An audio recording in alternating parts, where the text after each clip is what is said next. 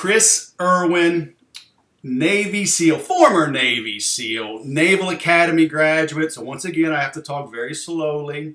Welcome to the Sales Podcast. How the heck are you? Good, man. How are you? I'm good. What are you looking at?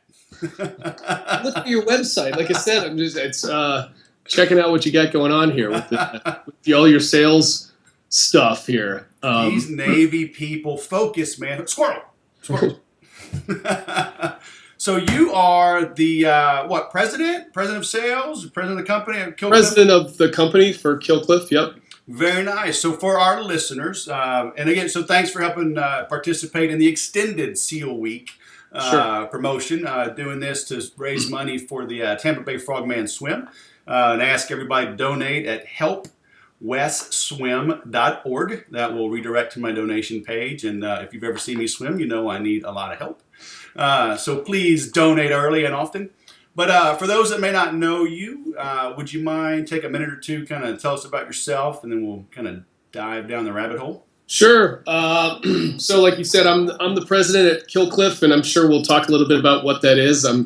There's probably a fair amount of people listening to this podcast that don't know about our company, but the reason we're talking now about this is because we're a partner with the official partner with the Navy SEAL Foundation. I think to date we're still the only for-profit company that is a partner with the foundation, and the Tampa Bay Frogman Swim supports that foundation. It's a really important part of what our company is as an organization. So that's, as you said, that's my background. Prior to this, I did a little bit of other stuff in the civilian world, like I was saying. I don't know if it was even on the podcast yet, but that no, we just hit record. Short stint in sales with a company down in the Virgin Islands before Killcliff. I also owned a CrossFit gym down there, so my wife and I started a CrossFit gym down in St. Thomas that we sold once. I live in Atlanta now, so once we moved up here. And prior to that, I spent 14 years in the military in the teams.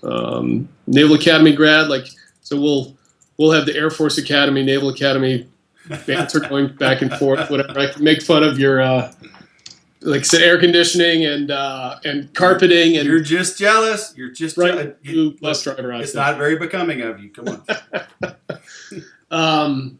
Yeah. So that's me. That's kind of professional career in a nutshell. So Killcliff is what? So for our listeners that may not know, give us the pitch, man. Yeah, Killcliff. Well, first and foremost, it's a brand. We have a couple of products now. We started the initial product was a recovery drink, which is sort of a new category to market. It didn't really exist, and it still kind of doesn't exist. We're still there's a couple others out there, but we're sort of trying to carve a new niche there, really trying to create an alternative to sodas, to energy drinks, right? It's sort of a healthier alternative to all of that, and it's the idea is to help you sort of post-workout, or if you're sort of feeling lethargic, to kind of get you back to normal. So a lot of the people that use our product, our main product, our recovery drink product, say the difference between like an energy drink, which sort of takes you from where you are normally and spikes you up. Ours is sort of like gets you back to normal and makes you feel better, or we feel more awesome, right? So our tagline is test positive for awesome. All right. We also have a line of protein bars called the KC bar, and then most recently we came out with a cold brew coffee, which is shelf stable, which we're really proud of. It's very clean. It's fair trade certified organic coffee, and it's really good. So we've got 3 different versions of that. So that's kind of our latest product to market.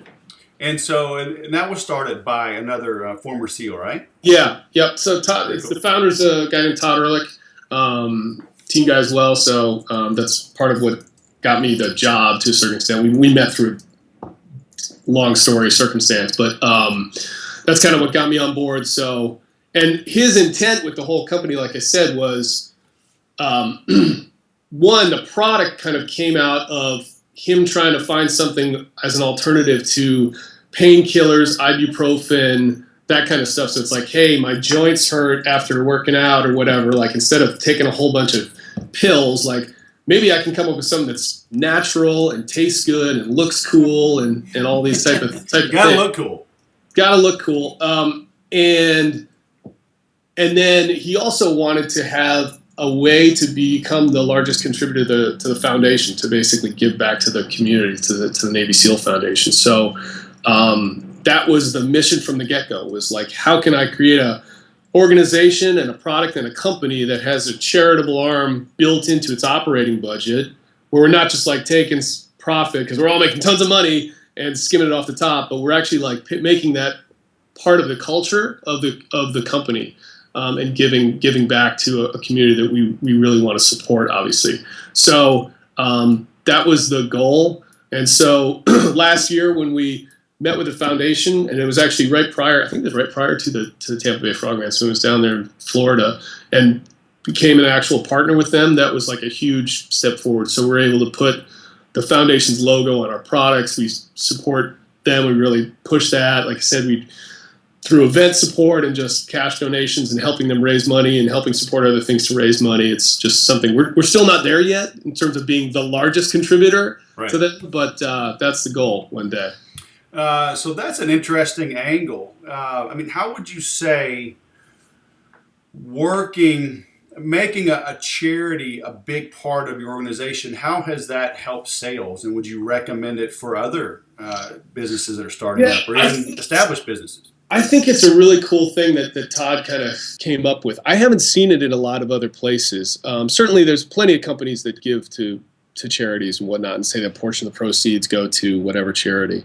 But I can't speak for those organizations. I don't know how much it's sort of built into the culture of the organization. So it's also, to me, so I think it's a very driving force for our company, right? We have like the foundation, we have like a flag with their logo up on our conference room wall. And it's sort of a constant reminder of like, there's something bigger that we're doing this all for, outside of just we want to be successful and make money and have a very cool product and make cool videos and pictures to go on the internet. Right. The other piece that I think is really, so I think it's a great thing that companies can do. I think that it's also important that they do it in a way that really speaks to whatever the ethos of the company is, right? So for us, it's a very grassroots thing. I say this all the time. It's not like some giant company, whatever, that just decided one day, hey, we're going to give money to the Navy SEAL Foundation. That doesn't have it doesn't mean anything to them. As great as that may be, they don't have a tie. Right. For us, it's like, a community that we understand, that we really want to give, that we have a real grassroots connection with, right? Yeah. So I think that makes a difference. So, and that can be anything. I mean, who knows, whatever it is for some other company where they came out of whatever and they want to give back to that organization or that charity that supports where they came from. I think that's a really cool thing. Yeah, and I tell that to clients all the time. I mean, you have to have an affinity for your market, some type of or a connection. Because I'll work with other marketers, and they'll be like, oh, chiropractors have a lot of money. I want to target them. And I'm like, why? What? Besides them having money, was your dad a chiropractor? Was your uncle a chiropractor? Were you in a car wreck as a kid and the chiropractor got you back? You got to have something to tell that's natural and not forced. And so, I mean, in Killcliff's case, it's obvious. I mean, it's a team member giving back, so that's easy and obvious. So, I mean, it's great that he found that and had a passion. Would you say Todd even saw it as a marketing thing, or was it more of just an organic, he just wanted to give back and now you're reaping the benefits because good karma? Yeah, that's a good question. I don't know if he saw it. I mean, I can't really speak for him, but I don't know if he saw it as a marketing ploy to begin with. Again, because we didn't know, he didn't know, and neither did I when I came on board if we would ever get some sort of official partnership type of situation. It was just we want to do this and we'll make it happen one way or another. So that's a bonus. And again, to have the blessing of that of the foundation of that organization is a huge upside for us, right? And we're very, very cognizant and respectful of that. We speak to them regularly, right? So we want to make sure we're doing everything right by them and represent. If we're going to represent them in any way, it's got to be like the right way. So it's very important to us. Yeah. The other thing I'll say too is just giving is a very strong motivator, right? So as a company, people are motivated by different things, and a lot of people get up every day and they're motivated by money, and that's what makes them great salespeople, right? Or whatever. But charity's a really big motivator for a lot of people, even people that I think don't even realize it. But if you can have a mission that's sort of outside of yourself, I think that serves as a real good bonding element for a company, and just something that just sort of makes you push a little bit harder each day or each week, or gets you out of bed early or whatever. Hey, I talk about it all the time. I blog posts and I'll make videos. I mean, just I think it was just last week. Like we were talking about before I turned on the recorder, I never did an open water swim before I did this, and now I haven't missed a training, and 3 days a week, rain or shine, hell or high water, I'm in the pool, and now I love it, right? But I mean, last week you didn't tell me that. You didn't tell me now you're hardcore swimmer guy. Hey, I'm no hardcore. I mean, my workout's pretty moderate from what I understand. I mean, I do 2,000 meters 3 days a week. Yeah. I haven't found a master's class yet. John tells me to find one, and I'm kind of lazy in that regard. I go on my own schedule. So 3 days a week I lift, 3 days a week I swim. But last week, I mean, lots going on in the business. It was holidays, fighting a cold. It was like, I don't want to drown, so I'm going to go swim. And having something bigger than me, right? If it was just me going to the gym just for giggles, I probably would have skipped it. Right. But it's like, I got to go swim. Because no matter what, I mean, you know better than me. I mean, you gotta get the laps in. You got to get the time, your face underwater, just to get in that groove and to always maintain that edge. But before we turn on the recorder, and I want to shift gears a little bit, because you had mentioned the only job you'd ever been fired from was your first job out of the Navy, and it was in sales. Yeah. And I love talking about failure and how you handle it, how you overcome adversity, because people in general have a great misnomer. They'll see somebody that's successful in any venture, and they think, oh, they just had it easy, and silver spoon. And they'll think, Navy SEALs, super tough guys. Y'all are Superman. Everything's perfect, and everything's planned, and y'all can handle anything. And but from all the guys I've talked to, I mean, you've all had some type of issue. David Rutherford talked about how he really had to overcome a lot. 6 years before he found his way. So can you talk to us about that failure? How did it impact you, and how did you pick yourself up and land here at Killcliff? Yeah, well, let me talk a little bit just about failure in general, to just my kind of take on it. So have you ever read a book called Mindset? Name of a book called Mindset, and I can't remember the author. But I have 2 books, and one of them's not even colored in. So Mindset. I'm about to look it up. Yeah, look it up. So the premise of that book is basically people have, and you can have either or, but you can either have a growth mindset or a fixed mindset. And a fixed mindset are people who basically don't challenge themselves to the point of failure, because that would reflect on them that they are a failure and negative and everything. So they do everything to avoid failing at anything, which is ultimately a bad thing, because you don't get any better and you shift blame and kind of all these things. And then people with a growth mindset, and it's not like you're born with one or the other, but this is kind of what you decide to do, sort of accept failure as okay, that's one more step. I got to do that again. How do I get better, right? Hey, I didn't do well enough at this. Let me figure out how to get better. It was a really interesting book for me to actually listen to it in my car. I didn't read it. Doing a little bit of a self-assessment on that, because I actually think, despite what you may think, I think for a large portion of my life I had sort of that fixed mindset where it's sort of not afraid to fail, but felt that reflected very poorly on myself. And so skipping ahead a couple years, I went to a friend of mine, Ben Bergeron. He's one of the top coaches in CrossFit. He owns CrossFit New England. He gives a seminar on how to run a CrossFit gym that my wife and I went to because we were running a CrossFit gym. And I'd actually attended it once before, and it's great. And one thing I took away, especially the second time, was how many times he had failed in the process of opening and owning a gym. Even from so there was probably a year and a half from the first time I took a seminar to the second, where he had changed something in the seminar. He's like, yeah, we decided that didn't really work, so we changed this. But that mentality came through over and over. He's like, yeah, we did this, that didn't work, so we fixed this and this, yeah, that didn't work, so we tried this.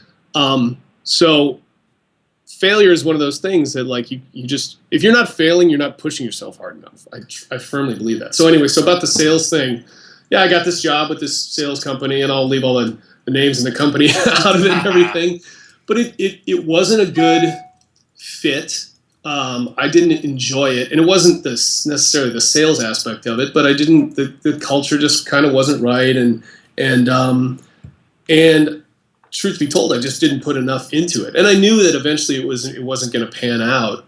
So I sort of not engineered leaving, but I just kind of said, hey, this is going to end, and I need to look to something else. And luckily, Killcliff came along, but it definitely taught me something about, like, whoa, I don't know that I want to do that kind of a job again, and I don't know that I'm motivated to really do it. So I had to do some very self-assessment. The interesting thing is, here I landed in Killcliff, and my main job is managing a sales team. So the benefit there was I learned what it was like to be on the receiving end of sales quotas and things like that, right, and dealing with a sales manager. And it's also different. Like, I think my job here, that job didn't leave me a lot of freedom of maneuver or ability to be creative. This is a very dynamic, it's a startup. It's a lot of thinking on your feet, adjusting every day, dealing with what I call crisis whack-a-mole. It's like, okay, every day is just kind of like whacking down all the things that pop up. And that's exciting. But yeah, it taught me that I had a lot to learn about sales in general. You're not born with all these skills that you're just going to, like, hey, let me just go impart all my awesome skills on the world, right? Like, right. New experience that I wasn't trained for. Didn't have a background for. I think one of the biggest misnomers is that salespeople are born. And, I've always told the story. My very first paid client in sales training was an architect that was leaving a big firm and wanted to go out on his own. Yeah. And, and I don't know how much training and all you've been taking in. I mean, books and things like that are so important. But, I mean, people are very predictable, and you can push certain buttons, ask certain questions, act a certain way, and you're going to get a predictable response from that prospect. But you just got to go through the motions and put in the effort, to learn that. And I always say there's two types of sales: the easy ones and those you don't get. Right. Yeah. No, I agree 100%. I think that there's people, just like anything, there's people that are naturally inclined to a sales type position, just have a talent for it above other people, and that's true with so many things. But one of my favorite expressions is hard work beats talent when talent doesn't work hard, right? So it's really true. You can have the most, and I've seen this with numerous things. So I dabble in some music, right? And you see that a lot in that type of thing, like super talented musician who's eventually beat out by someone who just puts in more hours on it, right? Just practices and practices and practices and practices. Yeah. And that's true with anything. Sales, I've learned this in my my couple years here. It's a skill just like anything. And it's, again, do you want to be good at it or do you not want to be good at it, right? Yep. It's we're all speaking the same language, so it's just your attitude and the words that are coming out of your mouth, right? Are they the right ones or the wrong ones? Yep. So how do y'all plan on growth? I mean, all these different, I took some notes up here. So you got your recovery drink, then your protein bars, cold brew coffee. I mean, how do you know where the opportunity is in a market so to, focus your resources there? Yeah, that's a great question. So to date, our main market so far has been largely inside the CrossFit community. We've really kind of grown with that community. It's been great for us and great to us. And it wasn't planned either, which is, I think, a really cool thing about it. So the brand, Todd doesn't even CrossFit. He does a little bit, I think, in his basement. But the brand was not, and nor the drink, the product was not established to satisfy a need inside CrossFit specifically. It was just like it sort of found a home there. And we had an initial sales guy who's still with us who was like, I think this would do really well inside CrossFit gyms. And so he just started going across the country like, wow, hey, you should have this in your gym. And that community really embraced us, our brand, what we stand for, and our product. And so it's been really good. So the challenge now is how you expand outside of that, really. Right. How you strategize that is, that's the real question, right? If I had a crystal ball and could be like, hey, here's where we go next, right? It'd be really easy, but it's not. There's any number of ways you could go with it, and different channels too, right? Different verticals. Like we sell in different ways. We sell through traditional retail channels like convenience stores and grocery stores, and we sell direct to consumers online, and then we have an affiliate wholesale program where we sell to the gyms and whatnot directly as well, and ship to them, and they resell to their members. So it's trying to get all those things to line up and then figure out, okay, what's the commonality here, and how do you get something that's sort of tangential to our existing client base to build it out. I think that's the real challenge. What have you seen, because you've been there a couple of years now? I've been here about 3 years. Okay. So what have you seen? So if that was, the economy, some say it has recovered. I don't know. It's sort of kind of almost recovered or tried to. But what have you seen that has worked over the last few years? What hasn't worked? What are your instructions like for your team to make their sales goals now? Is it social media? Is it old school cold calling, knocking on doors? What have you seen for your wins and losses? Yeah, I think it's all of the above to one extent or another. I think the common thread that we've seen is you have to be. I'm trying to come up with the right word here, but like you have to be like true to really engaging with your actual client base, I guess, right? So not being, especially with us and especially with the community we're in, we never want to just be like, hey, here's our sales pitch and, that kind of thing, like come off as like I got a sales pitch at me today, right? I won't even go to what it was or anything like that. But it was very clearly a sales pitch. It was, this guy was reading from a script, and it was like, dude, and the thing was, we'd reached out to be like, hey, we're interested in this product. Right. And he was still like, well, let me start at page 1 and read you. And it was like, dude, skip it. Like, you don't need to do any of that. We're already interested. Just get to the meat and potatoes, right? So I think where hopefully we've done a good job is being real people and really vested and really interested in our customers, right? So our gyms that are our clients, like we truly care about them. We want them to be successful in what they do, not just with our product, but in general. We go there, we work out with them as much as possible, and get out there, and then try to talk to them in other places. So the social media thing, I think that's a huge way for companies to talk to their customer base that you can't do in any other way. You can talk to hundreds of thousands of people instantaneously at once and really show them what you're about, and they have the ability to respond back to you in a way that doesn't exist in any other shape or form, right? So, but the key there is engagement. It can't just be like, hey, here's a cool picture, what do you guys think? And just look at all the comments, look at all the likes we got. Well, so that leads me to a question I was going to ask. Do you let your individual salespeople or even encourage them to do their own thing, or do you have like a social media manager that manages the image and the brand? Both. So, I think it's important to have a social media manager, community manager, whatever you want to talk about, who sort of manages the social media brand and is able to talk with people that are just talking to our Kill Cliff accounts on Instagram and Twitter and whatnot. But then our reps do the exact same thing, right? Because they're the ones who actually know the actual gym goers and the gym members and the gym owners, and talk to their individual accounts, right? So whatever Gym XYZ out there, they're going to they may comment and follow us on KillClip, but they're also hopefully following and engaging with their sales rep, because they don't view him as just a sales rep. He's like their buddy, right? That's like interested in the same thing they're interested in. Right. So I think that's the real challenge to me. Again, is like you have to be really vested in your customer base, right? You can't be phony. It'd be like if all of a sudden we started talking about, I don't know, rock climbing or something, and we know nothing about rock climbing, and we don't have anybody that's interested in it at all, and we're just like, again, like we've got a manual, like, hey, you're going to talk about rock climbing, you want to talk about these mountains, and right? Like that would be completely phony. So if we were going to do that, I would want people that really know that community, that really care. Right.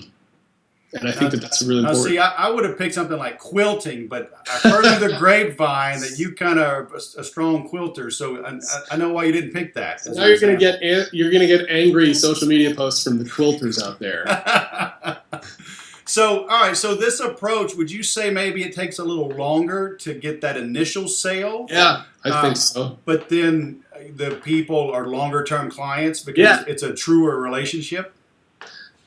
Absolutely. I mean, I think that's right on the money, right? I think it's not easy, but it can be easy. Just like, hey, get a sale here, get a sale there, get a sale there. But we want like long time consumers, right? Long time followers, long time partners in the whole thing, right? I want people that like the same thing. And by the way, I am a firm believer too. You don't have to be everybody's friend. You're not going to get everybody to like you. So don't try.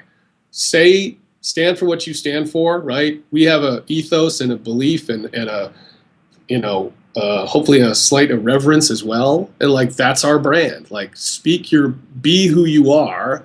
And you're like, hey, this is who I am. Want to be my friend? And some people are going to say yes, and some people are going to say no. And you shouldn't spend this is sort of Pareto principle, right? Like, don't spend a whole ton of time worrying about the people who say no. Like, worry about the people who say yes, and they're like, hell yeah, I want to be your friend. Like, let's hang out together and let's go do great things, right? So do you basically tell them, like, if you buy Monster or Red Bull, you don't love America? Is that that should be your pitch, man? Well, those are energy drinks, and we're not an energy drink as much as that is something we struggle against, because we do get a lot. We look like an energy drink, right? And it's just somewhat aggressive. Like the brand is kind of aggressive and forward leaning and whatnot. So we get a lot of people that say, call us KillClip energy drinks. It's not accurate. Hopefully we're a lot healthier and much better alternative to those guys, but hey, they're doing well. Like if we can get that kind of success, the check that we can cut to the foundation is exactly what we want to be able to do in my mind. So hopefully we can get there one day. So how do you go, the David versus Goliath thing, right? They're the 100-pound gorillas out there. And you're not the 100-pound gorilla, and you're different. Yeah. So how can you even go up there and say, hey, we're not even gorillas? We're like totally different. So hear us out. How do you get your foot in the door to differentiate yourself in the first place? A couple ways. I think one, again, I think the charity aspect to me is a huge one. I think that speaks to people. When you talk about that, they latch on to that, and hopefully they kind of get on board with that as well, right? I think that makes a big difference, because I don't know what those companies stand for. I don't. So we get a lot of people that say, when they write in like to our website request type, like affiliate requests, they say things like, I love what your company stands for, type of thing. Which to me is like the best compliment we could possibly get, right? Like that's way better than I love your drinks or you guys are cool or whatever. Like I love what you guys stand for. I think that's a way to get your foot in the door. And I think, again, just being sort of true to who you are as a company. I think if more than just a can on a shelf can come through in your product, that's what's going to separate you. And to a certain extent, it's not like we're going against Monster or Red Bull. Again, it's like hopefully we're carving our own path, right? Right.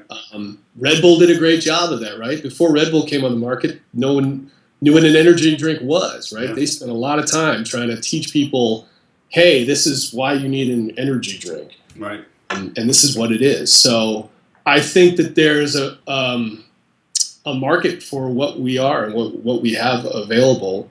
That's a better alternative to that, but it's also different as well. Right. So we don't need to be toe to toe with those guys. Okay, look, here's my free marketing advice to you. All right, you ready? This is going to be totally. What do you normally charge people for this? $1 million. All right, and this is totally worth what I'm about to tell you. All right, make sure your big white buoy is downstream, okay? Because I still have this love-hate relationship of seeing the Kill Cliff logo. It was like Poltergeist, just going, and I could never get to that damn thing. It just kept getting farther away. So just don't go upstream, all right? Got it. So there you go. All right. I haven't put the monster stuff where people would suffer. Just flip them all around, so let's see if we look backwards, right? So let's see if we can victory. All right, man. Well, hey, thanks for coming on the show. Do you have any parting words of wisdom or advice? I always like to tell my guests, picture our listener, they're probably at the gym, or they're in an airport. They're not on their computer. So when they get to their computer, when they get home from the gym, what one thing would you want them to take away from this? Words of wisdom.